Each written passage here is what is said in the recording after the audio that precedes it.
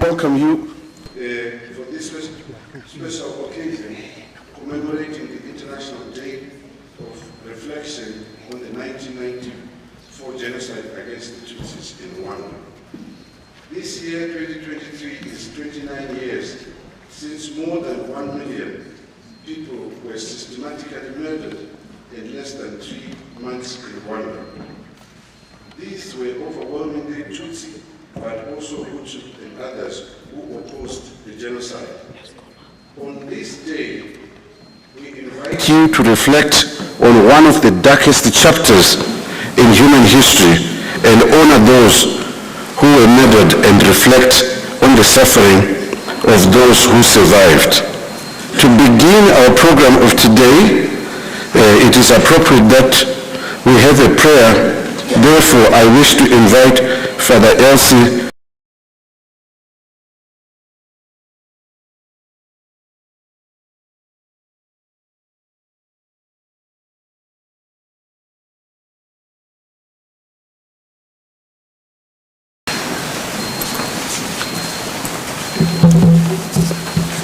Good morning, everyone. As you are able, I would like to invite you to stand to pay respect to God as we pray.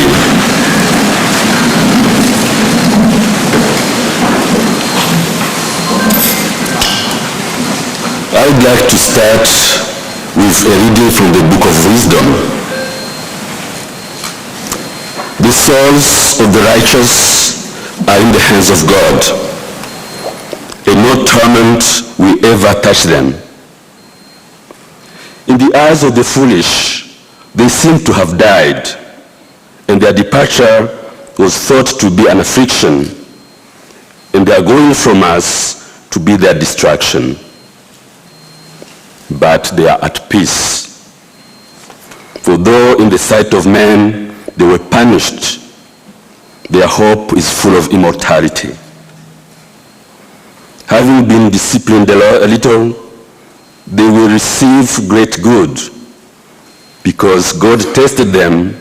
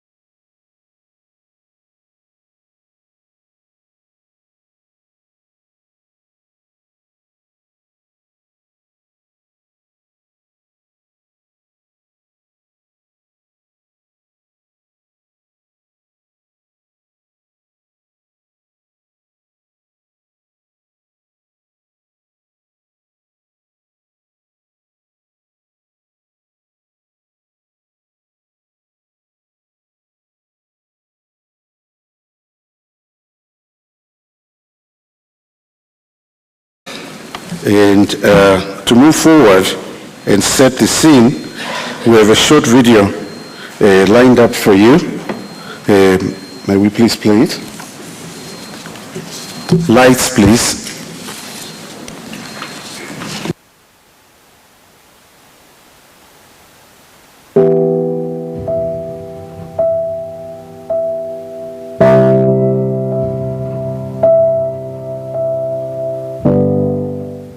When the genocide happened, I was young, I was a teenager, I was 14 years old, happily living with my both parents and 4 siblings. Unfortunately, during the 3 months in hiding, I lost my dad, my 3 younger brothers, my immediate family members, and extended family members as well. They were all murdered. I have seen unimaginable horrors at a young age. During the genocide against the Tutsi, rape was used as a weapon.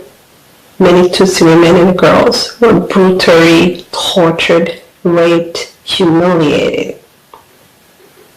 Some of them were killed. Others live with the consequences as a result of what they have endured. I'm one of those unfortunate young girls.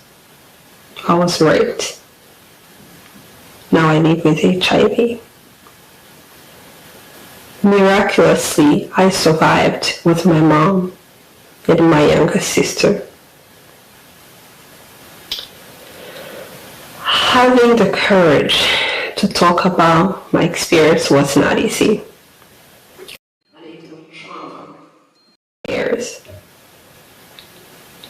I didn't know I was going to be that young, happy girl as I was before.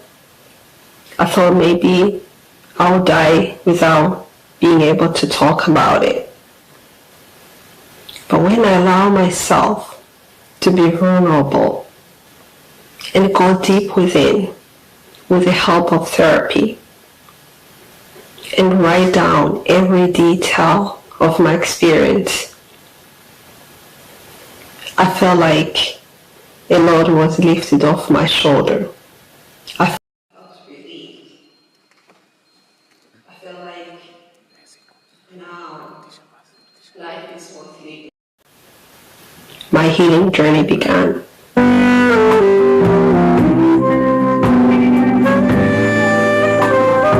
Barasamo hano tumaze gutarura abakomeretse naragiye umubiri wanjye wose guhera hano kubera ko twari twagiye dutera abantu bakomeretse umuntu cyuzuyemo amaraso no ku maboko agenda nawe hose we ntushobora no kurashisha imbunda mwereka ntushobora no kurashisha imbunda ngo ubwire bari ko muri hano ahambira ngo abimbira mu cyongereza ngo it's not part of our mandate ngo umurimo dufite ubu mu nshingano dufite ibyo kurasana n'abariya ntabwo birimo nibuka yuko abo barimo kundasa n'abasirikare b'igihugu cyane ndaraswa n'abasirikare bagombaga kundinda nta mpamvu yo gushyira ikimwaro ku munyamahanga waje kwikorera amafaranga si we rushinzwe kundinda wari ushinzwe kundinda niwe urimo kundasa imbunda twamuguriye kuko jewe nari umukozi natangaga imisoro imbunda z'imisoro yanjye zagombaga kundinda nizo zirimo ku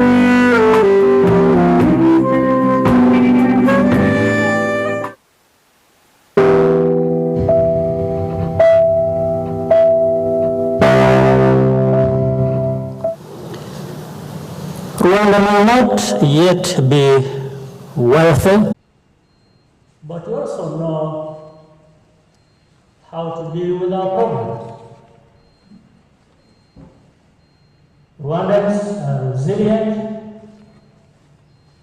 and we are full of purpose and hope. The immensity of what has been achieved is almost miraculous. The results are attested to by Rwandans and indeed indisputable. First, there are the tangible signs, things that we can see and feel. New buildings and roads, better hospitals and health centers, water and electricity services where they never existed before, visitors flocking to see Rwanda's unique wildlife and enjoy our hospitality.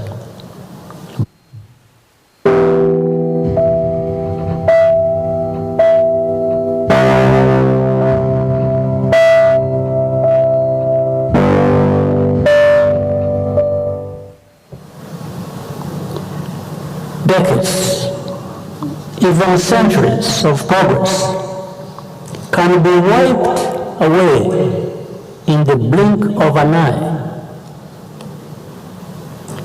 We have seen examples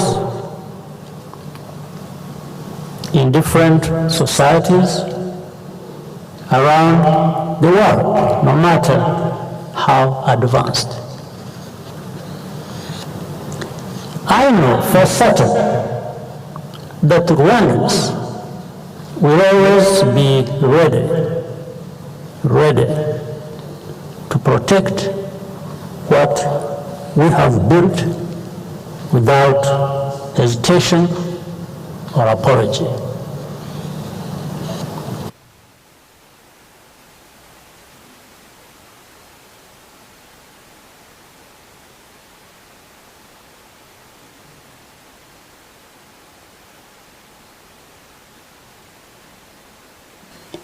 Lights.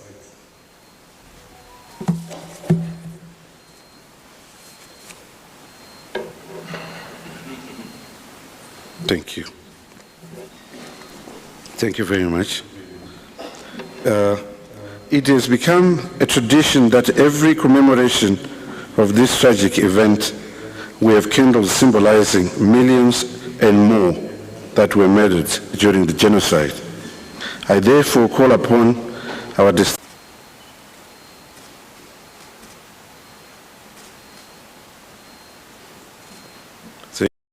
you. Then we have the High Commissioner of Rwanda, Dr. Richard Masuzera.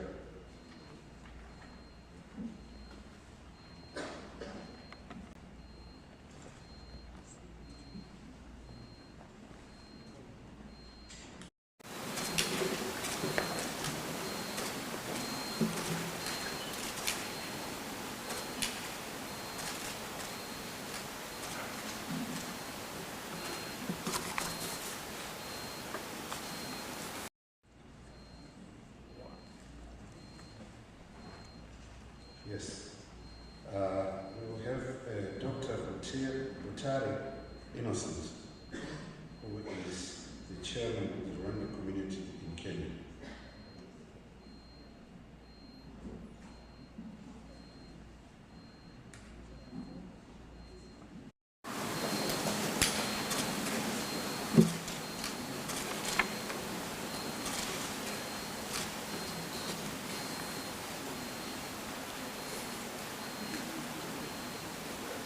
Yes, we have got two youths who are representing young people who will come and do.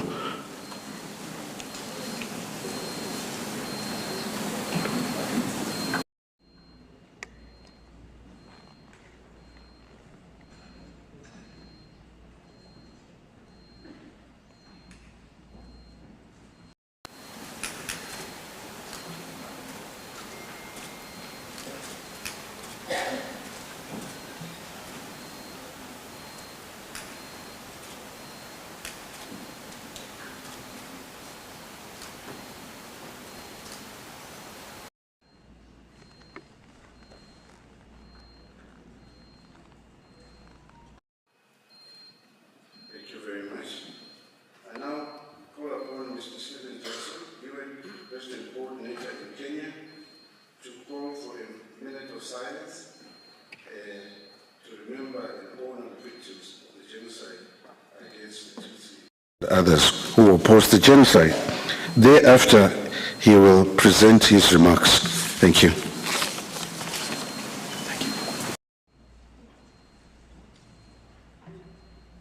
Thank you.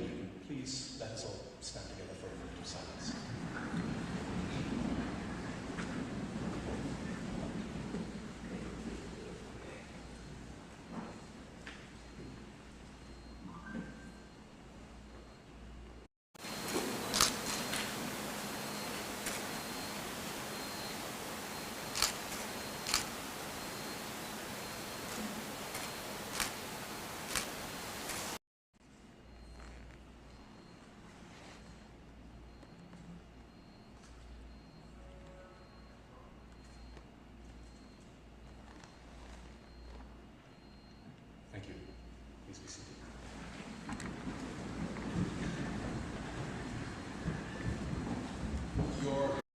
Madam Inger Anderson, the Executive Director of the United Nations Environment Programme, Your Excellency Dr. Richard Masozera, High Commissioner of Rwanda to Kenya, Your Excellency Ambassador Susan Mwangi, representing today the Government of Kenya amongst us, Father Rutagamwa, Dr. Butare, our youth representatives, Your Excellency the Dean of the Diplomatic Corps, Ambassador Beyene Rosom, Ambassadors, Excellencies, distinguished guests, ladies and gentlemen, youth, friends.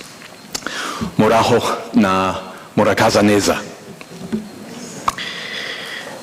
I have the honor to stand before you today representing two people, the Secretary General of the United Nations, and I'll have the honor to read his message, and the Director General of the United Nations Office at Nairobi, UNON, Madam Zainab Hawa Bangura, who is traveling today for a personal emergency and would very much have wished to be with you.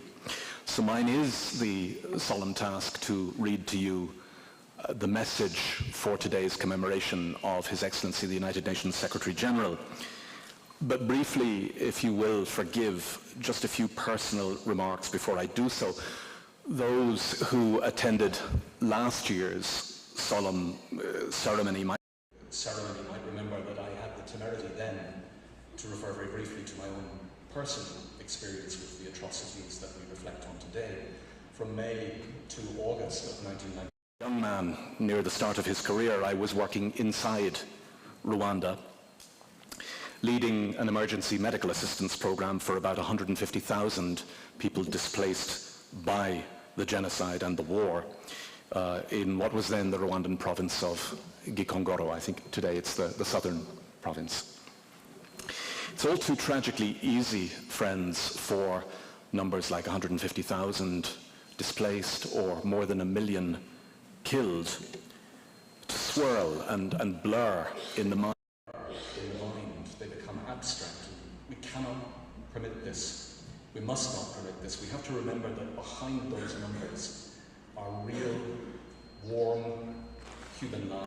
And so forgive me if in the service of remembrance of lost friends, I very briefly read to you from my personal papers of that awful time.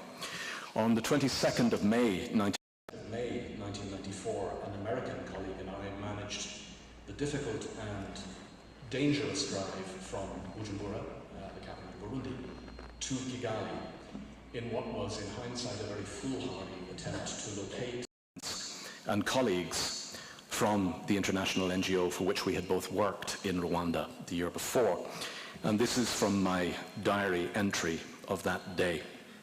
And now I'm quoting. Those few Tutsi who remain are effectively in concentration camps.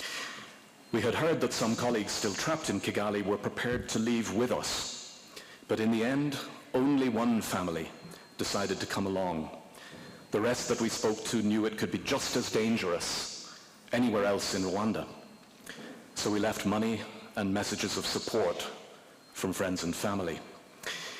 In particular, a very dear Rwandan friend and colleague, Musa, who was abroad on mission when the genocide began and had been unable to return, had beseeched my friend and me to try to find, contact his wife, Bernadette, and their 2 young children trapped in Kigali. And we tried, but we couldn't get the intense fighting that was dividing Kigali. All we could do that day was to reach her by phone, to speak to Bernadette and to pass to her the deep love and the faint hopes of her husband, our dear friend Musa. And a month later, on the 30th June 1994, in a dignified written message that I still have to this day, Musa wrote to us all to say the following, and now I'm quoting from his message. In deepest sorrow, I announce to all the death of my family that occurred on June the 10th. On 1994. The family has been massacred by the Interahamwe. Bernadette Kayitesi, my wife, was born in 1958 and we were married on April the 17th, 1988. Rahma Wamahoro, my daughter, born on October the 2nd, 1988, almost 6 years old. And Lukman Mugiraneza, my son, born on February the 20th, 1990, 4 years old. And Musa wrote, I was told about this event on the 26th of June, 1994, and I got further confirmation from different sources on June the 28th. And then he finished his message, may Allah give all of them eternal peace.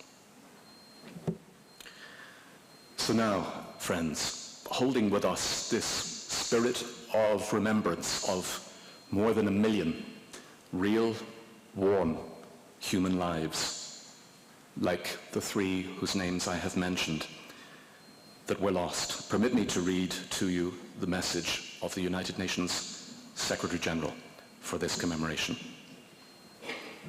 The Secretary General has this to say. On this International Day of Reflection on the 1994 genocide against the Tutsi in Rwanda, we mourn the more than 1 million children, women, and men who perished in 100 days of horror 29 years ago. We honor the memory of the victims, the overwhelming majority Tutsi, but also Hutu and others who opposed the genocide. We pay tribute to the resilience of the survivors. We recognize the journey of the Rwandan people towards healing, restoration, and reconciliation. And we remember with shame the failure of the international community. A generation since the genocide, we must never forget what happened. And we must ensure future generations always remember. How easily hate speech, a key indicator of the risk of genocide, turns to hate crime. How complacency in the face of atrocity is complicity. And how no place and no time is immune to danger, including our own. Preventing genocide, crimes against humanity, war crimes, and other serious violations of international law is a shared responsibility. And it is a core duty of every member of the United Nations. Together, let us stand firm against rising intolerance. Let us be ever vigilant and always ready to act. And let us truly honor the memory of all Rwandans who perished by building a future of dignity, security, justice, and human rights for all. Murakoze cyane.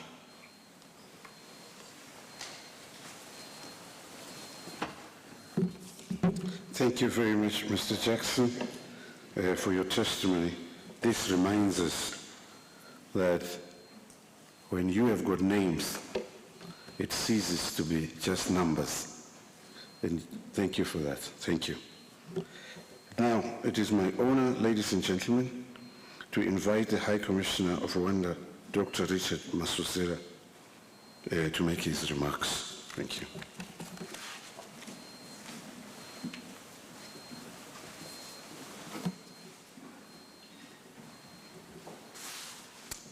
The chief guest, representing the government of Kenya, Your Excellency Ambassador Susan Mwangi, Director General, United Nations, Multilateral Affairs and Union, Ministry of Foreign and Diaspora Affairs of the Republic of Kenya, Your Excellency Inga Anderson, Executive Director, UNEP, Dr. Stephen Jackson, UN Resident Coordinator in Kenya, Your Excellency Beyene Rusom, Ambassador of the State of Eritrea and Dean of the Diplomatic Corps, Excellencies, Ambassadors and High Commissioners, members of the Diplomatic Corps, friends of Rwanda, members of the Rwandan community in Kenya, ladies and gentlemen. First of all, I would like to take this opportunity to thank each one of you for taking time off from your very busy schedules this morning to come and be with us as we commemorate 29 years of the genocide against the Tutsi in Rwanda. Your presence here today makes a very strong statement, and in so doing, you declare once again to the rest of the world that you stand together with Rwanda and the victims and families of the 1994 genocide against the Tutsi. Excellencies, ladies and gentlemen, friends, today we are standing in remembrance of those who were murdered brutally in one of the darkest times of modern human history. Every year, as many of you now know, starting from the 7th of April, a week is set aside to remember. In Kanyarwanda, we call it Kwibuka, which essentially means to remember, a familiar word now to many of you during this period of April each year. Excellencies, ladies and gentlemen, friends, it is our duty to remember, and this period is an opportunity to reflect on the 1994 events, learn from them, so as to prevent them from happening again, not only in Rwanda, but anywhere else in the world. We remember those who perished in order to honor them and give their deaths meaning. Memory defines us as people and helps us keep focused on our goal of national unity and reconciliation, the need for peaceful existence, and to collectively declare never again.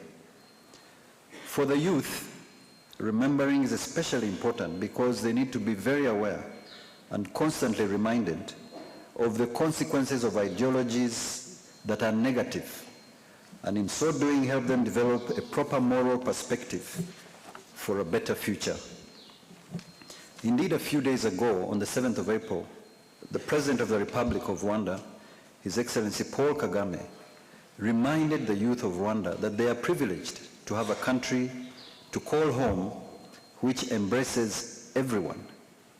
He also said, and I quote, "We need to encourage young Rwandans to learn about our past so that they can lead with historical clarity, but also with a sense of responsibility and accountability." End of quote. They can not then be easily manipulated into the politics of division and exclusion. Remembering is becoming even more important today because, unfortunately, genocide denial is real. And deniers of the genocide against the Tutsi and revisionists are getting bolder, even 29 years after the genocide. Denial is a phenomenon where killers, planners of the genocide, denialists distort facts, deflect attention, and even rebrand themselves as heroes. It is a determined and continuous effort to nullify and even downplay the role of perpetrators. Genocide denial is the last phase of genocide. It denounces victims and rehabilitates perpetrators. The rise of social media has regrettably contributed immensely and has been used as a strong weapon for denialists. Again, to quote His Excellency President Paul Kagame, genocide denial is dangerous and is a dangerous attempt to genocide denial is a dangerous and deliberate attempt to block the truth. Today, perpetrators have even gone to the extent of making political capital from the 1994 genocide against the Tutsi. You cannot be objective about genocide, saying on the one hand that the victims are good, and on the other hand that they are bad. Nor can you be objective about denial or about those who promote denial. The government of Rwanda, for its part, will continue to fight resolutely against this phenomenon. Excellencies, ladies and gentlemen, friends, The genocide against Tutsi, as many of you may know, didn't come from the blue. It was the outcome of a long history of discrimination, deliberate denial of the rights of a section of Rwandan society.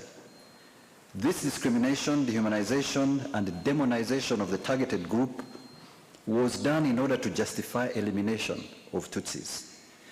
The government at the time, organized, persuaded a large section of Rwandans to carry out killings of their neighbors and even family members. This has been reiterated in the past by the UN Secretary General in one of his messages, and I quote, "The genocide against the Tutsi was neither an accident nor unavoidable. The result was that over 1 million Tutsis were killed. These were people with whom they had lived for decades, sharing language and culture. To ensure such atrocities don't recur, it is imperative that we take time, like today, to reflect, to have an accurate understanding of what led to the genocide against Tutsis. Excellencies, ladies and gentlemen, friends, even as we remember those who lost their lives, it is important that we pay tribute to the selfless heroes who resisted, risked their lives in order to help or save those who are being targeted. Such people are a clear reminder to all of us of our duty never to remain silent or indifferent in the face of evil. For the survivors and witnesses of the genocide, there are several stories of hope, courage, and perseverance in the face of untold evil. We salute and stand with them, for they have demonstrated and continue to show unmatched resilience over the past 29 years. The genocide left a legacy of distrust, wounded hearts, and yet for the people of Rwanda, life has to keep going on, and people have to live together.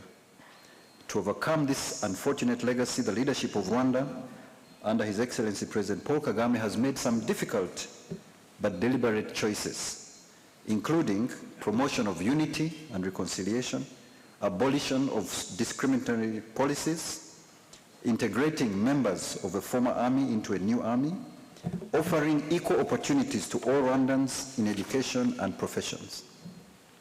Today, majority of Rwanda's population is very young, and many didn't witness the genocide. So it is even more important for them that each year we have times like this where they are reminded of their history so that they participate in shaping a peaceful nation and sustaining its recovery.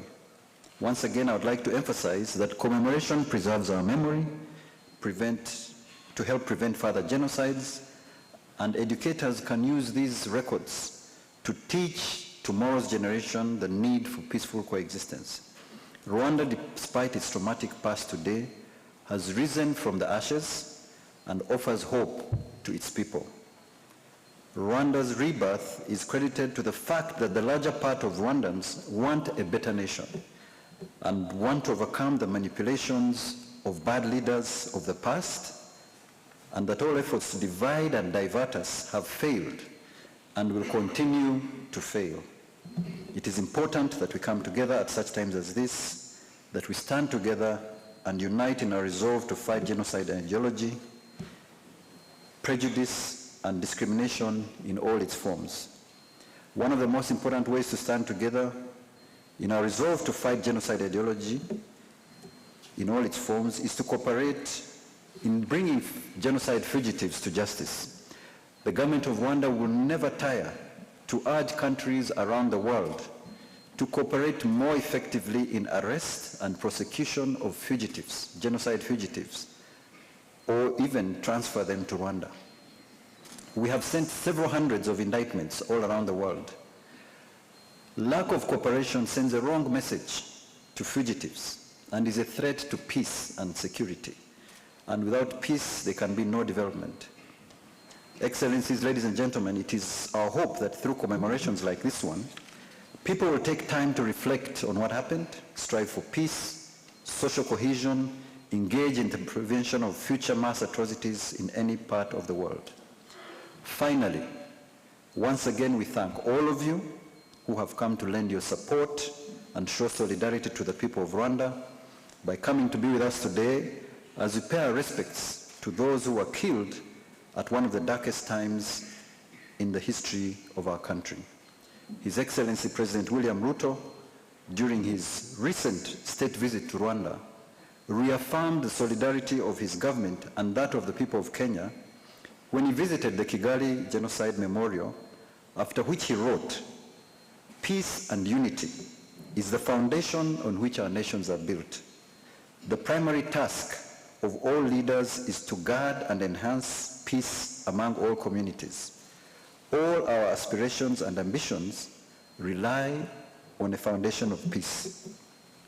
Rwanda as a country, under the leadership of His Excellency President Paul Kagame, will continue to fight genocide ideology for as long as it takes, and the government and people of Rwanda will continue to strive for a country where each and everyone is valued. As we leave this morning, we should continue to say never again, and let's be determined to remain vigilant against those who continue to make threats and espouse genocide ideology. Let's recommit ourselves to those who lived through the horrors of the 1994 genocide against Tutsi, so that their experiences are not forgotten by us or future generations. Let us remember at times like this that we are all equal and deserve fundamental dignity. Only then can we build a more tolerant world that is safe and secure. I thank you all, and may God bless you all.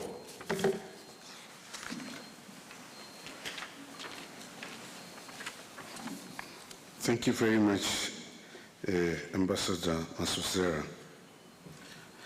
Every year, the government of Kenya fully participates in this commemoration. This year is no different. I now call upon the representative of the government of Kenya and the Minister of Foreign Affairs, Ambassador Susan Mwangi.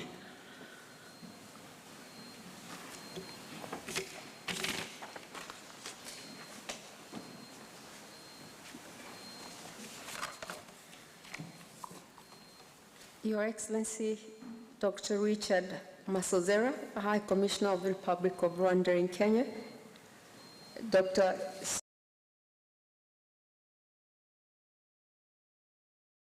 Inga Anderson, the Executive Director of UNEP, Dr. Butara Innocent, the Chairman of the Rwandan community in Kenya, Excellencies, members of the diplomatic corps, distinguished guests, ladies and gentlemen. It is an honor for me to be here on behalf of the government of the Republic of Kenya to join our brothers and sisters from Rwanda on this solemn occasion in commemoration of the 1994 genocide against the Tutsis, during which 1 million people were deliberately and systematically killed in less than 3 months. We pay tribute to the resilience of the survivors and appreciate the journey of the people of Rwanda towards healing, restoration, and reconciliation. The 1994 genocide against the Tutsis was one of the darkest periods in human history, and we must never forget the atrocities that occurred during those dark days. It is a painful reminder of what can happen when hate and division are allowed to take root in society. Excellencies, this day provides us an opportunity to reflect with shame our collective failure to prevent it, in spite of the warnings and clear signs that it was imminent. Today, we are called to acknowledge the past and to recognize the suffering of all victims as an important step to rebuilding trust and towards peace and reconciliation. We applaud with determination. We applaud the determination of the people of Rwanda for the progress they have made towards reconciliation and healing, as well as their achievement in economic growth that has made Rwanda a beacon of peace in Africa and one of the safest countries to live in.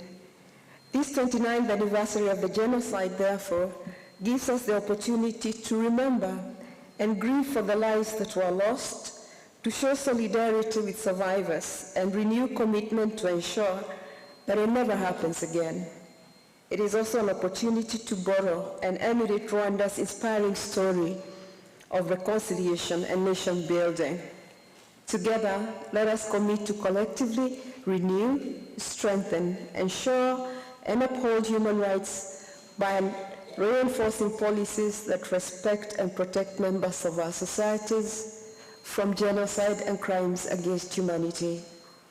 Truly respect life, liberty, and dignity of every human being. I thank you and have a good afternoon. Thank you.